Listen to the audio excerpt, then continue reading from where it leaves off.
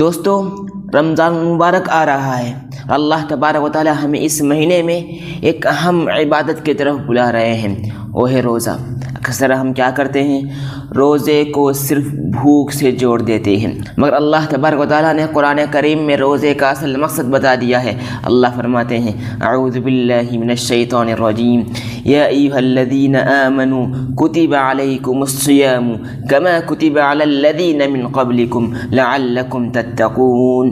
یہ ایمان والو، تم پر روزے فرض کر دیے گئے جس طرح کے پہلی امتوں میں روزے فرض کر دیے گئے تاکہ تم متقی بن جاؤ۔ معزز ناظرین، اللہ تبارک و تعالیٰ نے کہیں بھی یہ نہیں فرمایا تاکہ تم بھوکے رہو، بلکہ یہ فرمایا تاکہ تم متقی بن جاؤ، تاکہ تمہارے اندر تقوی پیدا ہو جائے۔ تقوی کیا ہے؟ تقوی صرف عبادت کا نام نہیں ہے، بلکہ تقوی اللہ کی نافرمانی سے بچنے کا نام ہے۔ اگر روزہ رکھنے کے باوجود ہم گناہوں سے نہ بچیں، اگر روزہ رکھنے کے باوجود ہم اپنی زبان کی حفاظت نہ کریں، اگر روزہ رکھنے کے باوجود ہم اپنے معاملات کو ٹھیک نہ کریں، تو روزے کا کیا مقصد رہا؟